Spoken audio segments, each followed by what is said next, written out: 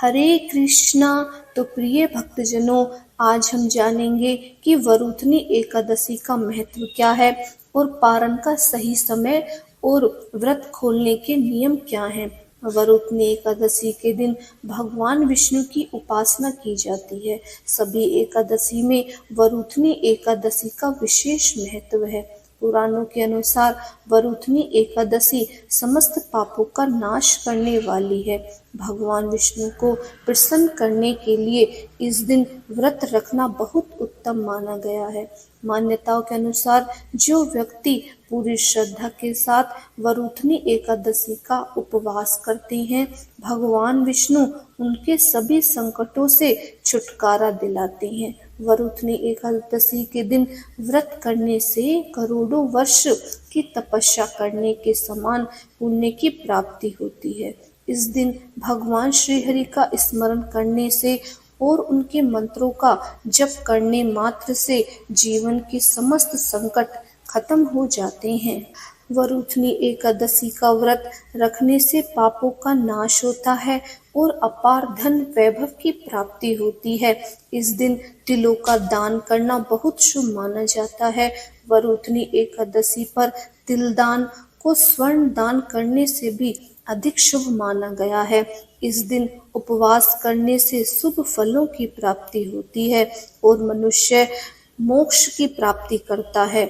इस दिन व्रत करने से सूर्य ग्रह के समय दान करने के बराबर फल की प्राप्ति होती है। वरुथनी एकादशी का व्रत करने से मनुष्य लोक और परलोक दोनों में सुख भोगता है। जन्म मरण के चक्र से छुटकारा मिलता है। पुराणों के अनुसार इस दिन व्रत करने से भूमि दान करने से भी ज्यादा पुण्य की प्राप्ति होती है। जितना पुण्य मनुष्य को गंगा स्नान से प्राप्त होता है, उससे भी अधिक पुण्य वरुथनी एकादशी का व्रत करने से मिलता है। इसकी महिमा अपार है। शास्त्रों के अनुसार अगर कोई महिला वरुथनी एकादशी का उपवास करती है तो उसे अखंड सौभाग्य की प्राप्ति होती है। वरुथनी एकादशी के दिन पुनः जल्दी उठकर सूर्योदय से पहले उठ जाना चाहिए और स्नान आदि कर भगवान विष्णु के सामने दीपक जलाकर और यह प्रण लेना चाहिए कि भगवान, आज हमने पूरे दिन का व्रत रखा है और हम फलाहार रहकर व्रत रखेंगे और पूरा व्रत करें और शाम तक सिर्फ भगवान के मंत्रों का जप करें और अगले दिन द्वादशी आने पर ही पारण करें। व्रत का पारण द्वादशी तिथि संपन्न होने से पहले किया जाना बहुत जरूरी होता है। ऐसा ना करना पाप के समान होता है। एकादशी व्रत का पारण हरिवासर के दौरान भी नहीं करना चाहिए। जो व्रत कर रहे हैं उन्हें व्रत तोड़ने के लिए हरिवासर संपन्न होने का इंतजार करना चाहिए। हरिवासर द्वादशी तिथि की पहली एक चौथाई अवधि होती है। व्रत तोड़ने का सबसे उत्तम समय प्रातःकाल होता है। व्रत करने वालों को मध्याह्न में ही व्रत तोड़ने से बचना चाहिए। यदि किसी कारण से प्रातःकाल पारण नहीं कर पा रहे हैं तो मध्याह्न के बाद पारण करना चाहिए। कभी कभी एकादशी 2 दिनों का पड़ जाता है। ऐसे समय स्मर्त परिवार के लोगों को पहले दिन व्रत रखना चाहिए और दूसरे दिन यानी दूजी एकादशी को सन्यासियों, विधवाओं और मोक्ष प्राप्ति के इच्छुक लोगों को व्रत रखना चाहिए। एकादशी के दिन इन बातों का ध्यान जरूर रखें। भगवान विष्णु को तुलसी दल बहुत प्रिय है। ऐसा कहा जाता है कि बिना तुलसी के भगवान विष्णु कोई भोग स्वीकार नहीं करते। इसीलिए पारण के समय तुलसी दल को आप मुंह में रखकर पारण करें। मान्यता है कि आंवले के पेड़ पर भगवान का वास होता है, इसीलिए एकादशी व्रत में आंवला खाकर उनके प्रसाद स्वरूप पारण करना चाहिए। इसके अलावा द्वादशी के दिन यानी पारण के समय चावल खाना चाहिए। पारण के लिए पकाए जा रहे भोजन में गाय के घी का इस्तेमाल करना चाहिए।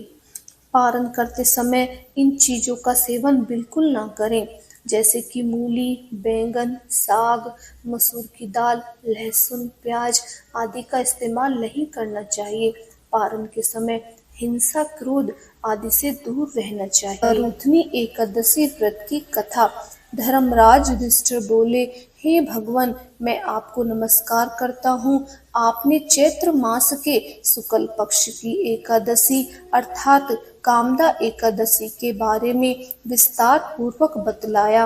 अब आप कृपया करके वैशाख कृष्ण एकादशी का नाम क्या है तथा उसकी विधि एवं महत्व क्या है, कृपया करके बतलाइए। भगवान श्री कृष्ण ने कहा, हे राजेश्वर, वैशाख मास के कृष्ण पक्ष की एकादशी को वरूथनी एकादशी के नाम से जाना जाता है। यह सौभाग्य देने वाली, सब पापों को नष्ट करने वाली तथा अंत में मोक्ष देने वाली है।